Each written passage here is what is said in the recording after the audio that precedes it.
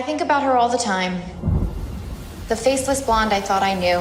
What's going on, y'all? It's Liam Crowley with ScreenRant. We are here at South by Southwest, and we are wrapping up our Saturday with the one and only Mr. Paul Feig. Paul, thank you so much for being here. So stoked to talk all things. Thank you, Liam. Favorite. I appreciate it. I'm happy to be here. Thanks, ScreenRant. You guys are always so nice to me, so thank you. You guys had such a cool premiere earlier this week at the festival. The crowd was roaring. It was so hot with everyone arriving. This is my first South by, so I'm never seeing like the trucks arriving, the golf carts arriving, energy was off the roof. This is your first one. First one, It's the best festival ever. Yes, I'm feeling that already, and we're only like 2 days in out of 5, so exactly. It's gonna be a lot of fun. Another simple favor, we're going beyond the book here, because the first one we obviously had Darcy, who wrote A Simple Favor, the Darcy story, Bell, and she was collaborating with you on the script for the first one. No. She, it was Jessica Sharzer is the one that did that adaptation. It's actually before I even came onto the project, and it was the adaptation script that was sent to me and made me want to do it.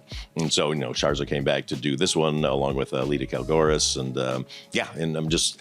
It was really fun to develop, it was tough because I don't normally do sequels, and sequels are kind of scary because, especially if people really like the first movie, which is the only reason you got to make a sequel.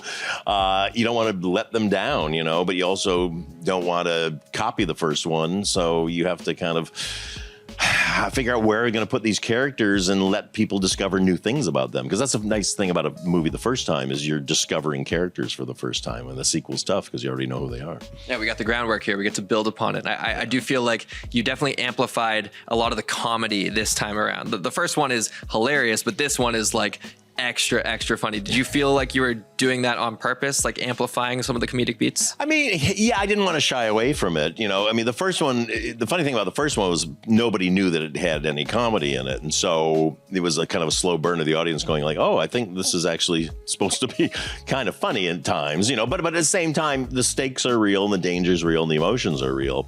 But yeah, this one, again, since we know these characters already, now we want to take them to a more extreme, different place. And that just allows you to be a little more, out there with the comedy. And we're quite literally taking them to a different place. We're crossing the Atlantic Ocean for this movie. I was fortunate, like I said, to be at the premiere and hear the post-show Q&A. You all talked at length about shooting in Capri. Mm-hmm. I'd love for you to just tell our audience about that experience. Yeah, it was fascinating. I love Capri. It's or as the Italians call it, Capri. So there you go. And my wife and I have been going there for 30 years, once, a year, all the time. So we know everybody there. We love it, know it inside and out. And I've always wanted to make a movie there. And so finally got to, come up with this idea that worked there. But it's a cautionary tale because it's weird to work where you normally vacation because your brain goes into vacation mode. And then you're like, oh, wait, I'm dealing with lots of problems and lots of issues and, and dealing with the town on a business level now. And it was tough because Capri is very small and there's only kind of cars on the main road up and down from the marinas, and everything else is on foot. So everything is narrow, and there's either these carts, electric carts that deliver everything, or just tons of tourists and people and locals. So you need to shoot a scene. You have to stop people. You stop people for 2 minutes. Thousands of people and thousands of carts stack up. And everyone's really upset because you're in their way.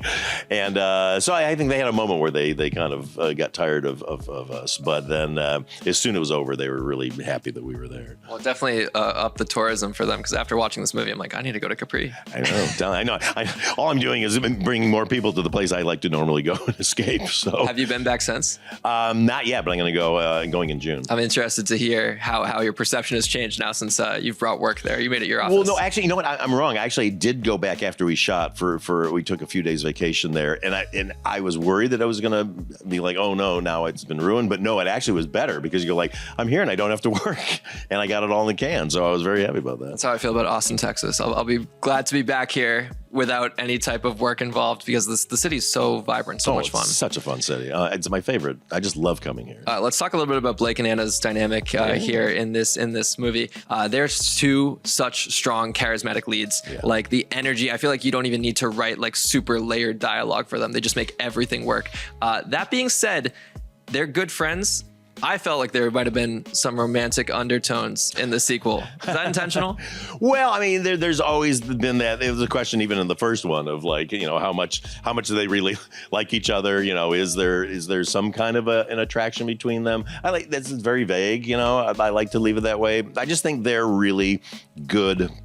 I wouldn't say friends or good frenemies, but they just have a natural chemistry, both as characters with each other and as actual actors with each other that comes across. And so you can't tamp that down. And when they get together in their scenes, it's just amazing because they're really good friends, away from the set. So it's really nice to have them back together. And I just love working with the two of them. They were the main reason I wanted to do another, a sequel, because I just love working with them. Yeah, I don't want to say untapped potential because I feel like you've reached all the potential, but there's always more to be done with a dynamic like that. Well, you did say at length that you never do sequels, and this time around it was quite a bit of fun. Is your mind open? And if so, there's two I really want to see from you, Paul. Yeah. I want to see Spy 2. Yeah. I want to see Jackpot 2. Oh, thank you. Yes. Thank you. Jackpot 2. Thank you.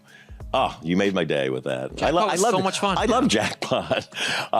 Critics didn't like it, but I loved it. So I loved it. Thanks. No, it was fun. I'm Rotten Tomatoes certified. I count.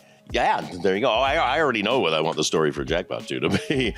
And Spy, yeah, I mean, I'm not going to go trying to make all my movies into sequels. I like doing original things and new ideas. But, I would say that those two would probably be the ones that would be the best served by another sequel. And you started a script for Spy 2, right? I've been working on the story, yeah. Still? Yeah. Oh, wow. Yeah. Geez, that film turned 10 recently? Oh, yeah. Oh, no, that's what's crazy. Made me feel really old. Yeah, but it's only recently I was kind of like, I don't know, Yeah. Why And not? Jackpot 2, is that something John's open to? Oh, yeah, totally. No, we had so much fun. I mean, John and Nora and I just had the best time in Simu, although Simu can't come back for the sequel, obviously, because he blew up. But yeah, I mean, look, I have so much fun on my movies with my cast. I always make sure to work with people who I know are fun to work with and who are just in it to win it, and we just have the best time. I mean, I pride myself on running a very happy set, and which doesn't. First of all, I don't hire people who are problematic, but if anybody happened to be and I didn't know it, it's very hard to be problematic on my sets because everyone's just having a good time.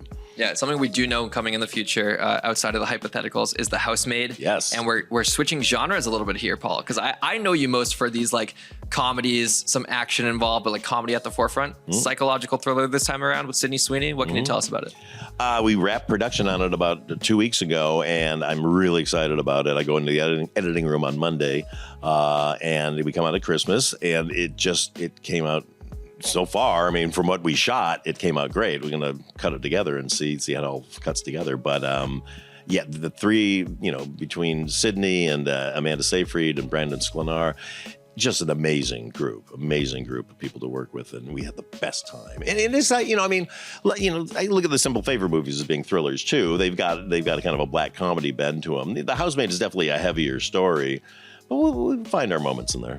Are you gonna have a cameo on this one as well?